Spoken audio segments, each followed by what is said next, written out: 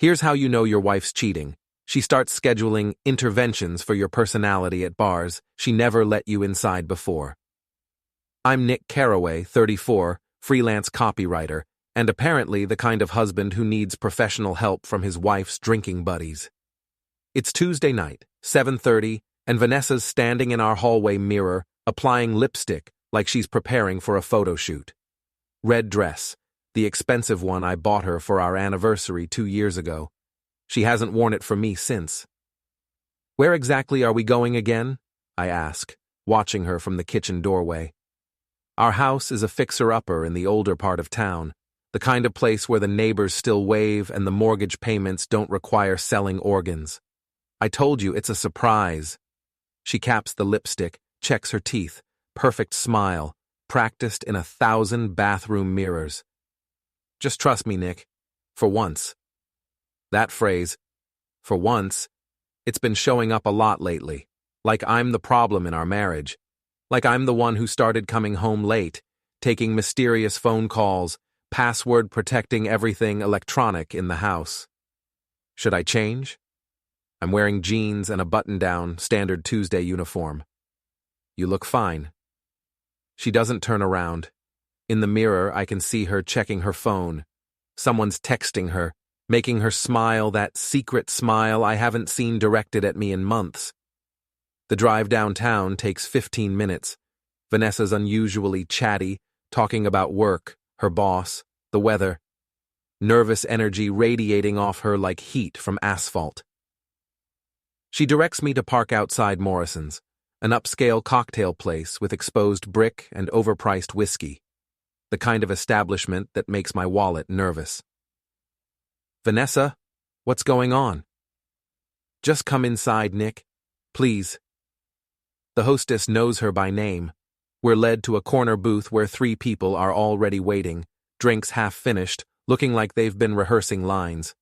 Adam Bishop sits in the center, Vanessa's best friend since college. Late 20s, perfectly styled hair, the kind of guy who wears expensive watches and talks about disrupting industries. Next to him, Lexi Martinez, Instagram perfect with her carefully curated lifestyle and gossip addiction. Across from them, Simon Clark, Vanessa's gay confidant, usually charming but tonight wearing an expression like he's about to deliver bad news. Nick! Adam stands, extends his hand like we're old friends. We're not. Thanks for coming, man. Sit down, please. I look at Vanessa. She's sliding into the booth next to Adam, leaving me to sit across from them like I'm facing a tribunal. The setup becomes clear, and my stomach drops. This is an intervention, Adam announces, folding his hands on the table. We're worried about you, Nick. About how you're treating Vanessa. The words hit me like cold water. I look around the table, 4 faces staring at me with varying degrees of pity and judgment. Vanessa won't meet my eyes. An intervention, I repeat slowly. For what exactly? Your jealousy, Lexi chimes in, her voice sweet as artificial honey. The way you interrogate Vanessa about where she's been, who she's with, it's not healthy. Your insecurity is suffocating her, Simon adds, his usual warmth replaced by clinical distance. She can't breathe, Nick. She's withering away. I turn to my wife. Vanessa, is this really what you want? A public roasting session? She finally looks at me, and for a moment I see something that might be regret. Then Adam puts his hand on her shoulder, and her expression hardens. I've tried talking to you privately, she says. You don't listen. Maybe hearing it from people who care about us both will help. People who care about us both. I let that sink in, looking at Adam's hand still resting on my wife's shoulder. Right. Before we dive deeper into this story, I have one small request. Please subscribe, drop a like, comment, and hit that hype button to boost this channel so more people can discover these incredible Reddit stories. For the next 20 minutes, they take turns dissecting my character. I'm controlling. I'm paranoid. I'm holding Vanessa back from her potential. Adam leads the charge with the enthusiasm of someone who's been waiting for this moment. You're threatened by successful people, he says, leaning forward. Vanessa's thriving at work, making real connections, and instead of supporting her, you tear her down with accusations and suspicion. What kind of accusations? I ask. Uncomfortable glances around the table. Lexi takes a sip of her martini, suddenly fascinated by the olive. You know what kind, Vanessa says quietly. Actually, I don't. Why don't you enlighten everyone? You think I'm having an affair? She says it like the words taste bitter. You've convinced yourself that every late meeting, every work dinner, every time I go out with friends is some elaborate deception. The irony would be funny if it weren't so painful. Here I am, being lectured about paranoia by my cheating wife and her lover, with an audience of enablers nodding along like backup singers. And what evidence do I have for these crazy suspicions? I ask. Exactly, Adam jumps in. No evidence, just jealousy and insecurity. Vanessa deserves better than constant suspicion and interrogation. She deserves someone who trusts her, Simon agrees. Someone who builds her up instead of tearing her down, Lexi adds. They're so pleased with themselves, so confident in their performance. Vanessa sits there letting them defend her honor while her lover orchestrates the whole show. It's almost artistic in its cruelty. I pull out my phone, set it on the table. You know what? You're absolutely right. I am paranoid. I am insecure. And clearly, I don't deserve someone as wonderful as Vanessa. They exchange glances, surprised by my sudden agreement. I'm glad you can see that, Adam says, though he looks confused by my calm tone. Oh, I can see a lot of things now. I stand up, pocket my phone. Thank you all for this enlightening evening. Really, you've opened my eyes. Nick, wait. Vanessa starts to rise. No, please, stay. Enjoy your drinks. Celebrate your successful intervention. I walk out of Morrison's into the cool night air, leaving them to wonder if they've won or if something else entirely just happened. Because here's the thing about interventions. They only work if the subject actually has a problem. And my only problem is that I've been too polite, too trusting, too willing to give people the benefit of the doubt. That's about to change. Back home, I sit in my basement workshop surrounded by half-finished projects and the tools of my former hobbies. Before Vanessa decided I was the problem, I used to refinish furniture down here, fix things that were broken. Now, I'm going to fix something else entirely. I connect my phone to the laptop and transfer the audio file. 43 minutes of conversation, crystal clear, thanks to the recording app I'd started running when Vanessa first mentioned her surprise tonight. Call it paranoia, call it preparation. Either way, I now have everything they said on permanent record. The editing software loads, and I begin cutting the audio into segments. Adam's greatest hits, Nick's threatened by successful people. Vanessa deserves someone better.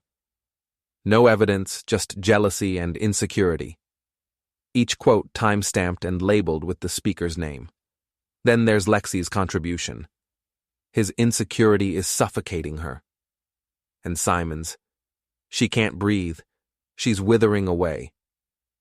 But the real prize is Vanessa herself.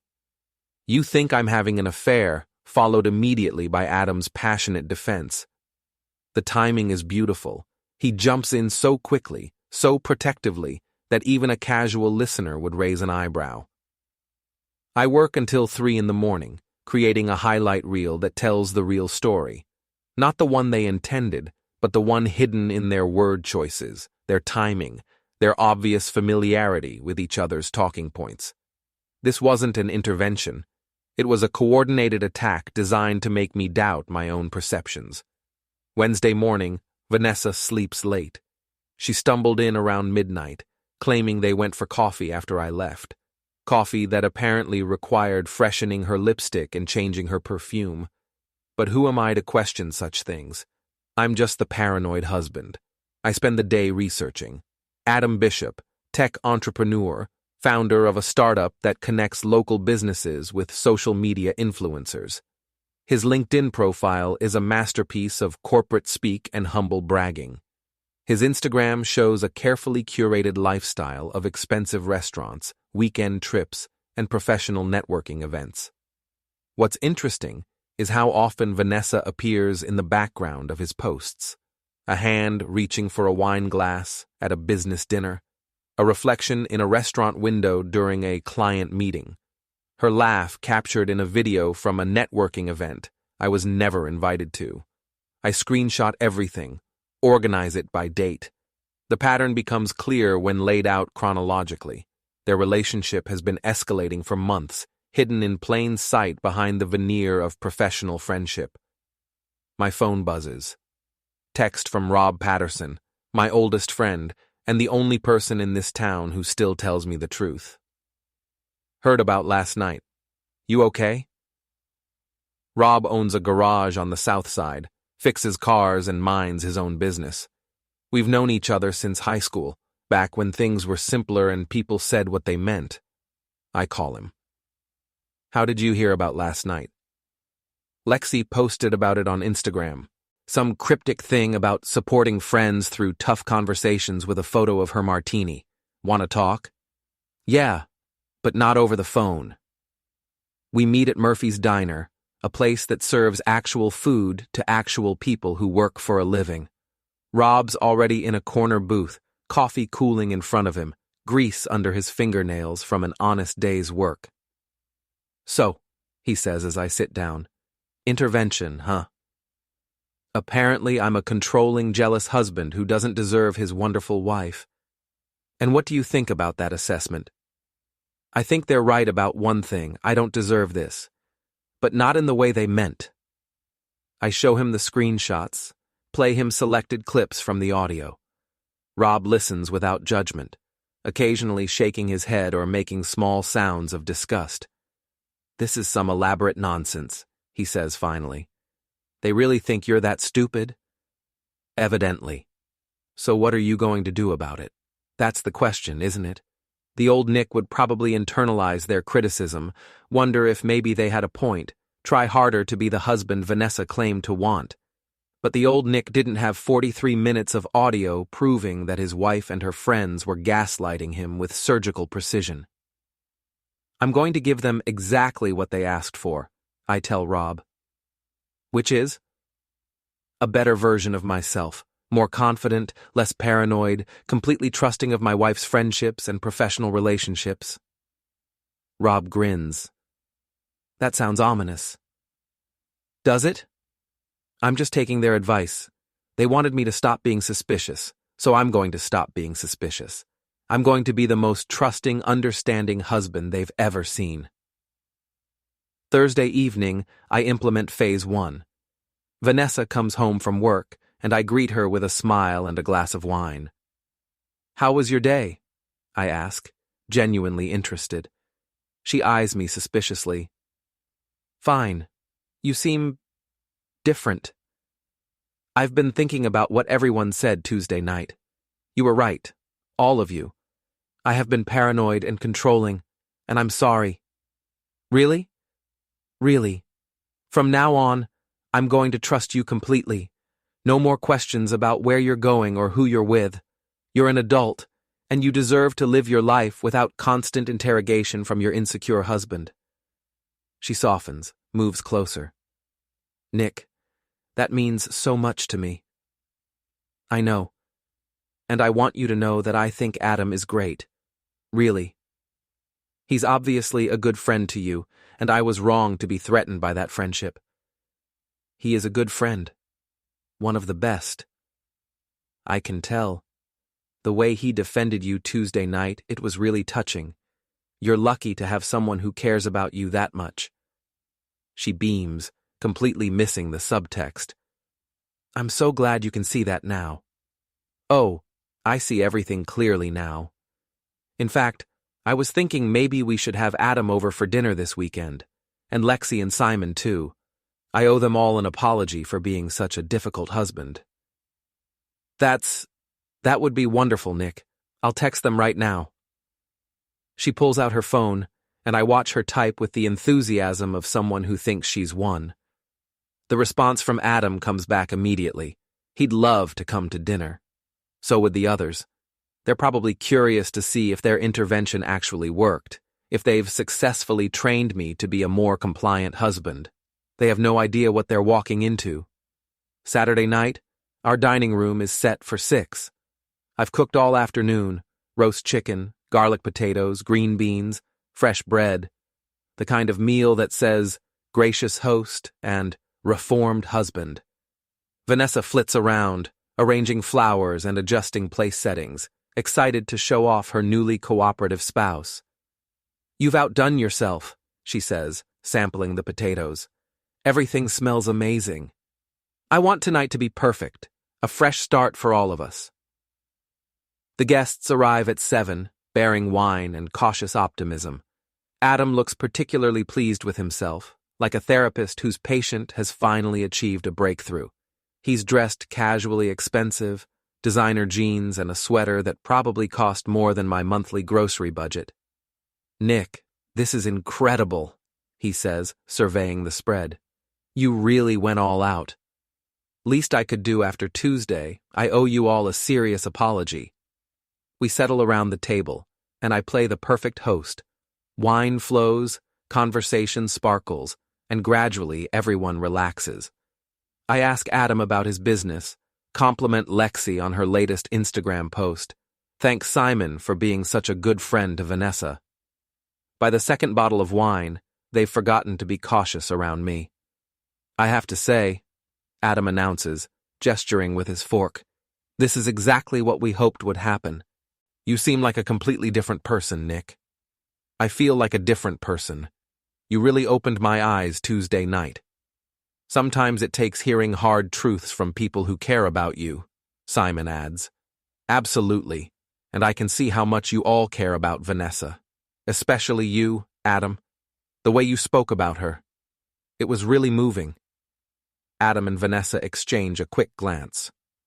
She's special, he says simply. She is. You know, I was thinking about what you said, about how I don't trust her enough, how my suspicions were unfounded. You were absolutely right. I had no evidence for any of my concerns. Exactly, Lexi chimes in, wine making her more animated. Relationships are built on trust, not paranoia. Which is why I've decided to stop questioning anything Vanessa does. No more asking where she's going or who she's with. Complete trust, just like you suggested. That's wonderful, Vanessa says, reaching over to squeeze my hand. In fact, I continue, I want to show you all just how much I've changed, how completely I trust my wife and value her friendships. I excuse myself, return with my laptop. I made something. A little video tribute to Vanessa and the people who care about her most. I set the laptop on the table, angle the screen so everyone can see, and click play. The video starts with photos of Vanessa, beautiful shots from our wedding, vacations, happy moments. Then it transitions to screenshots from Adam's Instagram, all those images where she appears in the background. The timeline is clear, the progression obvious. Professional acquaintances becoming friends, friends becoming something more intimate. Nick, what is this? Vanessa's voice is tight. Just wait, it gets better. The photos fade, replaced by text messages. Adam's DMs to other women, captured from his carelessly public social media accounts. Messages where he brags about playing the long game with married women, coaching friends on how to gaslight suspicious husbands, mocking my profession and background. How did you... Adam starts. Oh, this is all public information. Amazing what people share when they think no one's paying attention. Lexi's face has gone pale. On screen, her own messages appear. Screenshots of conversations where she calls Vanessa's marriage boring and speculates about when she'll finally leave that loser. Simon tries to stand. Nick, I think we should... Sit down, Simon. We're just getting to your part.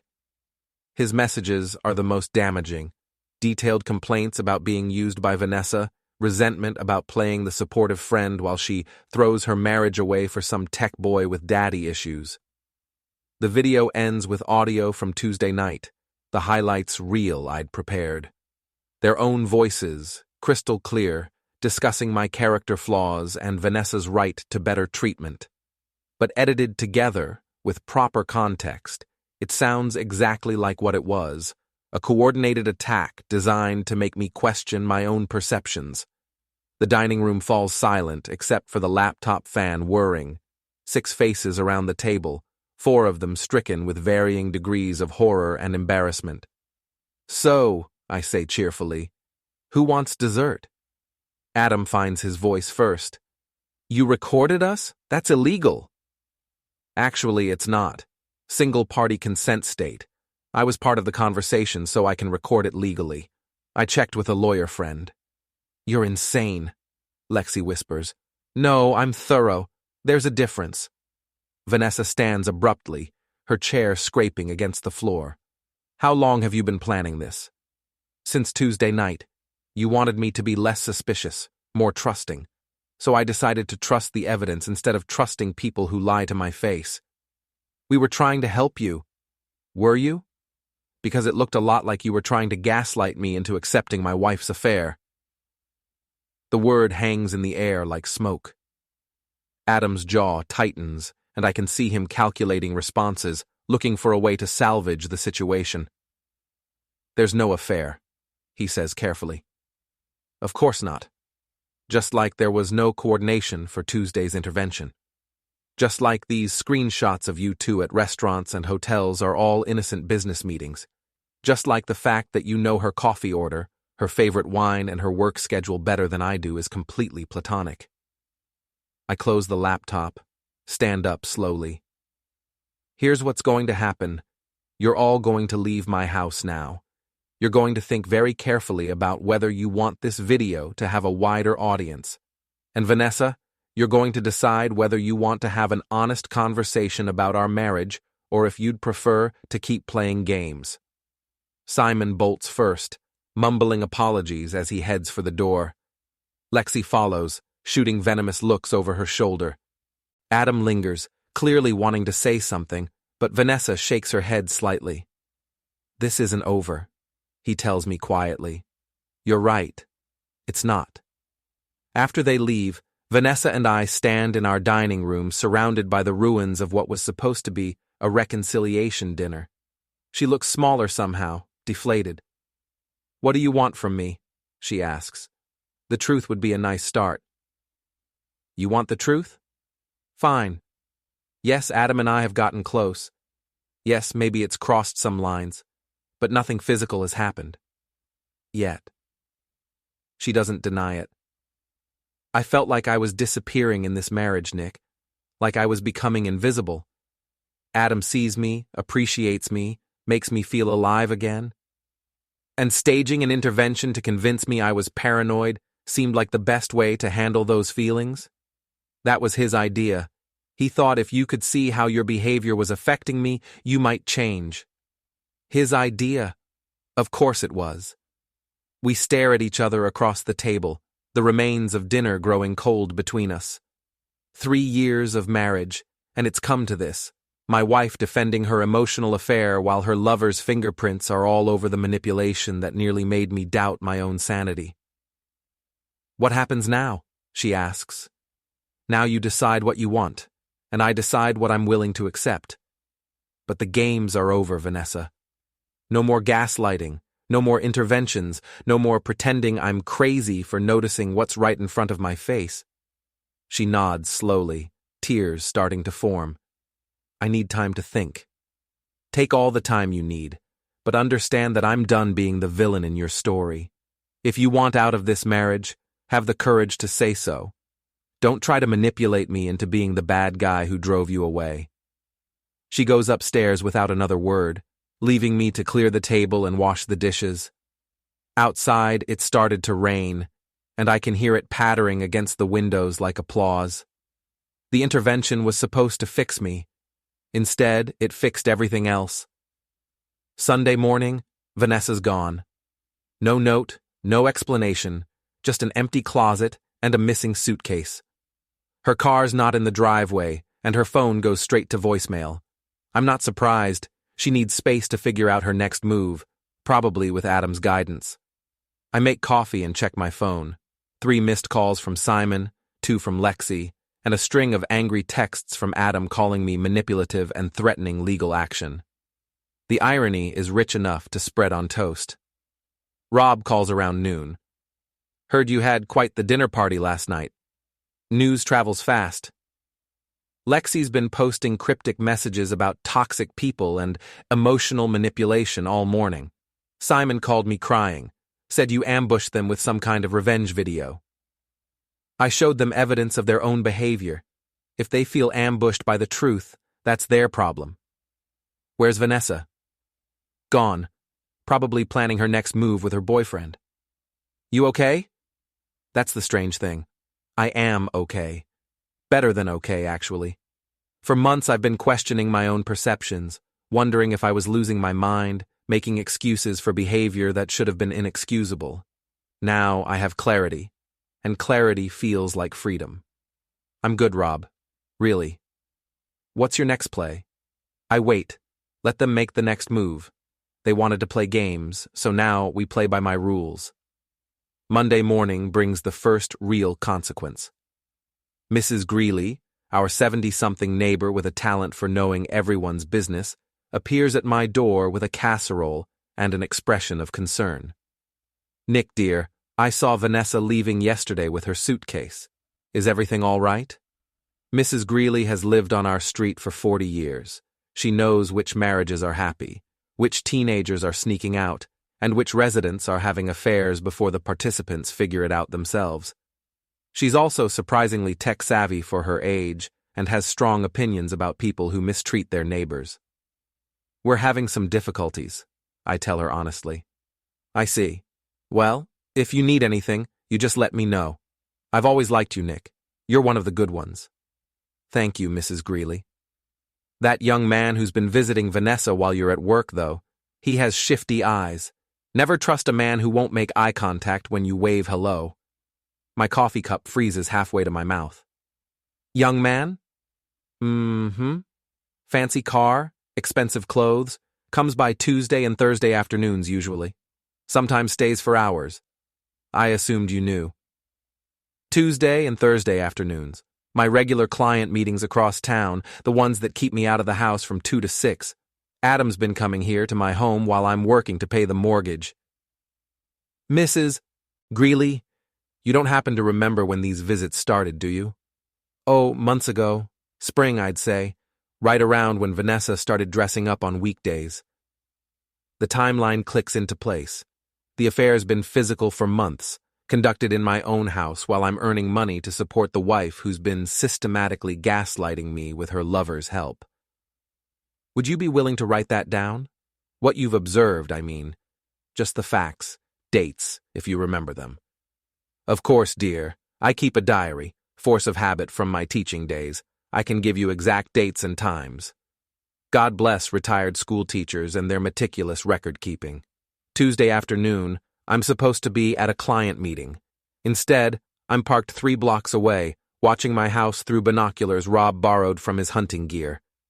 At 2:15, Adam's silver BMW pulls into my driveway. He has a key.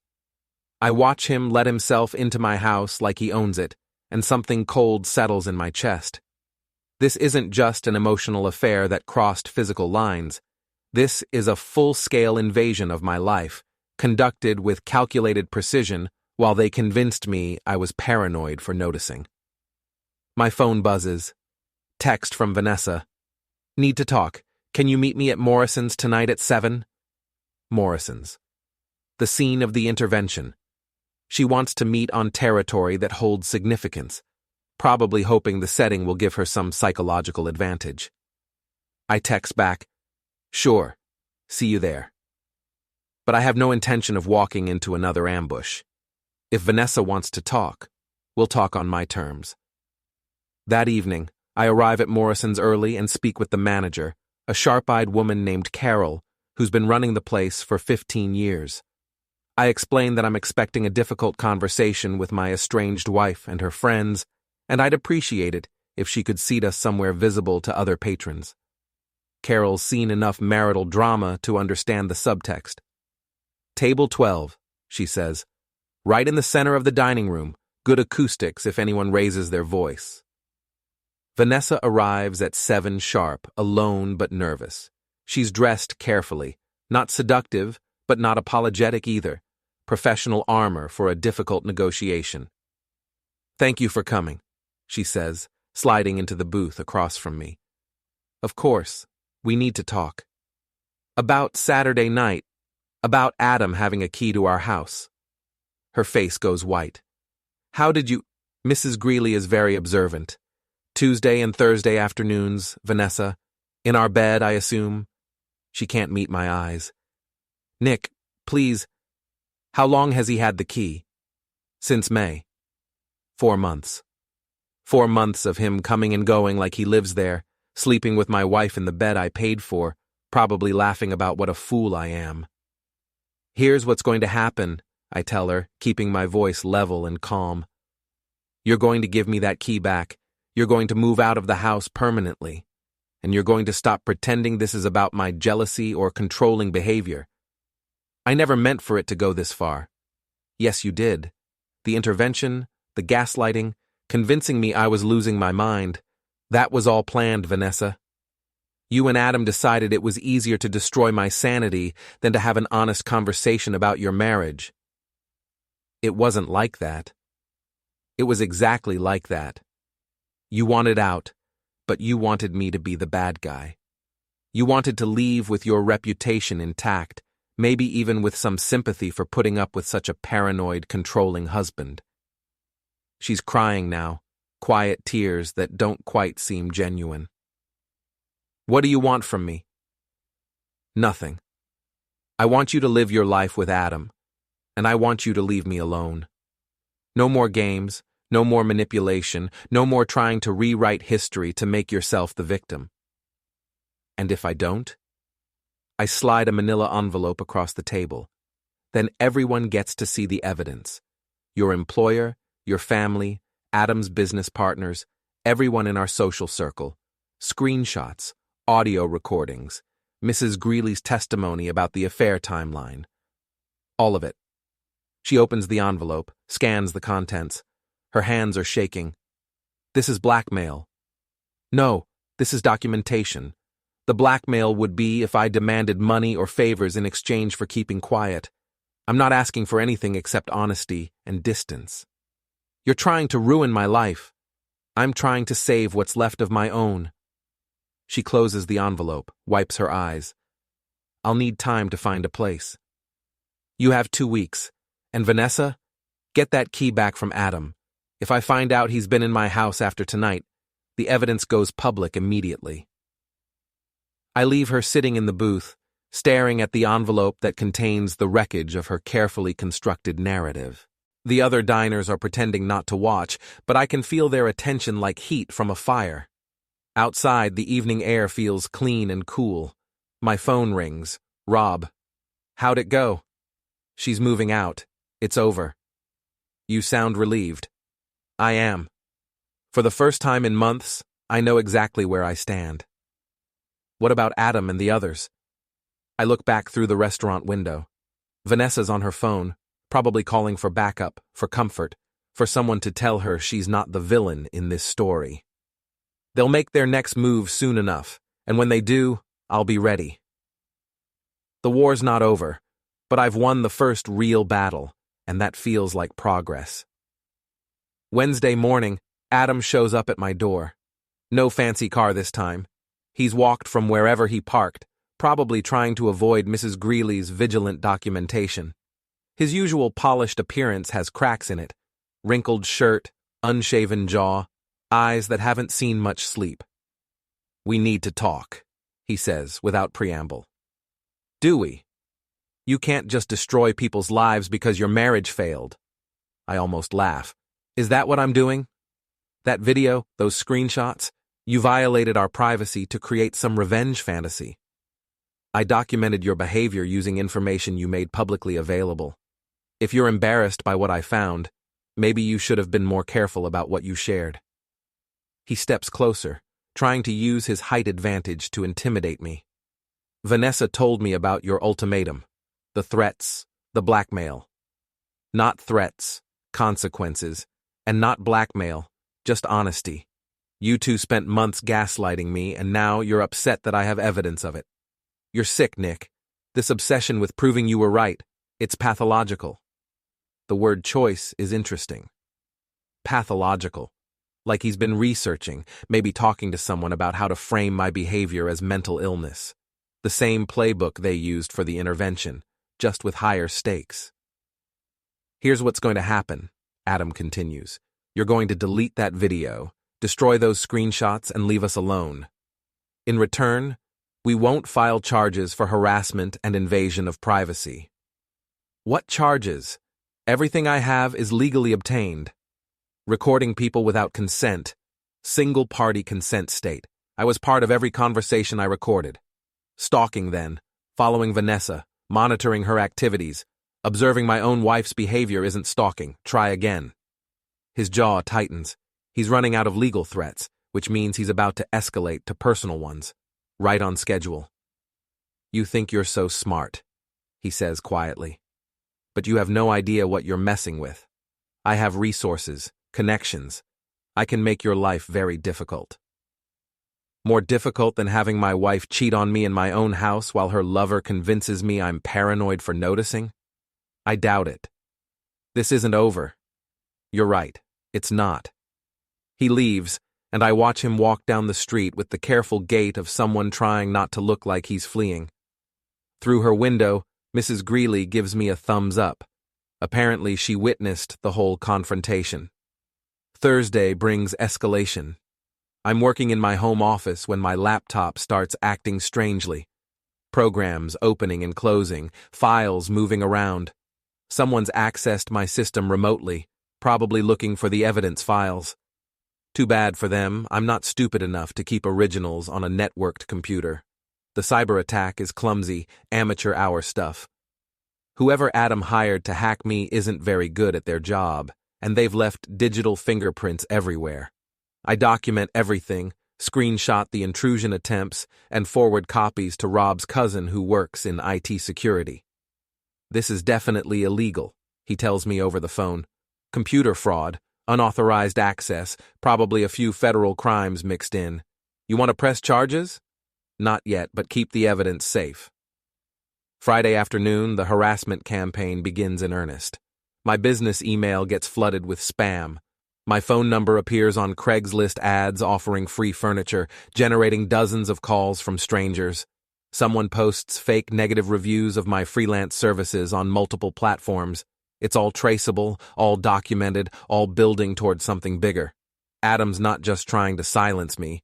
He's trying to destroy my livelihood, make me too desperate to fight back. The strategy might work on someone who doesn't understand that desperation can be a weapon too. Saturday morning, I implement the nuclear option. The video goes live on YouTube at exactly 9 a.m. Not the edited version from the dinner party, but the full documentary. 40 minutes of evidence, testimony, screenshots, and audio recordings that tell the complete story of how my wife and her lover systematically gaslighted me while conducting their affair. I've titled it, The Intervention, a Case Study in Marital Manipulation. Within an hour, it has 50 views. By noon, 300. By evening, over 2,000. The comments section fills up with support, outrage, and people sharing their own stories of being gaslight by cheating spouses. Someone creates a hashtag. Someone else starts a Reddit thread. The video takes on a life of its own, spreading beyond my small circle of local drama into the wider internet where stories like this become cautionary tales. My phone explodes with notifications. Angry texts from Adam, hysterical voicemails from Lexi, desperate pleas from Vanessa to take it down. I ignore them all and wait for the real consequences to begin. Sunday brings the aftermath. Adam's business partner emails me, asking for more information about the claims in the video. Vanessa's boss requests a meeting to discuss her conduct. Lexi's Instagram followers start commenting on her posts with questions about her role in the manipulation. But the most satisfying response comes from Simon. He shows up at my door Sunday evening, looking haggard but determined. "I owe you an apology," he says, without preamble. "Do you?" I knew what they were doing was wrong. The intervention, the gaslighting, using me to validate their narrative. I went along with it because Vanessa's been my friend for years, and I didn't want to lose that friendship. And now? Now I realize that what they did to you was cruel and calculated. No one deserves to be manipulated like that, made to doubt their own perceptions and sanity. I invite him in, make coffee. For the first time in months, I'm having a conversation with someone who isn't trying to manipulate or deceive me. "How bad is the fallout?" I ask. "Bad." Adam's panicking. His business partner is threatening to pull out of their deal. Vanessa's been placed on administrative leave pending an investigation into her conduct. Lexi's lost about 1,000 Instagram followers and several sponsorship deals. "And you?" "I'm fine. My part in the video was minimal, and I've been honest with people about what happened. Sometimes doing the right thing late is better than never doing it at all." We talk for 2 hours. Simon tells me things I didn't know. How Adam had been planning to move in with Vanessa once I was out of the picture. How they'd discussed getting me to leave town entirely. How the intervention was just the first step in a longer campaign to isolate me from my own life. "They really thought they could gaslight me into disappearing?" I ask. "Adam did. He's convinced he's smarter than everyone else, that he can manipulate any situation to his advantage. Vanessa just went along with it because it was easier than having an honest conversation about wanting a separation." What happens now? Now they deal with the consequences of their choices, and you get to rebuild your life without people who were actively working to destroy your sanity. After Simon leaves, I sit in my living room and feel something I haven't experienced in months. Peace. Not happiness, not satisfaction, just the quiet calm that comes from knowing the truth has finally been told. My phone buzzes. One last text from Vanessa. "I hope you're happy now." I consider various responses, then delete the message without replying. Her happiness was never my responsibility, and mine was never hers to destroy. Outside, it's starting to rain again, but this time, it sounds like washing instead of applause, cleaning away the debris of a marriage that should have ended with honesty instead of manipulation. The intervention was supposed to fix me. Instead, it revealed who everyone really was. And sometimes, that's the most valuable fix of all. In the end, they were right about one thing. I did deserve better. I just had to stop being paranoid and start being smart enough to document the evidence that proved it. The story ends here, with the truth finally told and the consequences finally distributed to the people who earned them. No redemption, no reconciliation, no neat resolution where everyone learns and grows. Just the cold satisfaction of watching manipulators face the reality of their own behavior, reflected back at them through the lens of their own words and actions. Some stories don't end with forgiveness. Sometimes they end with justice. And sometimes that's enough.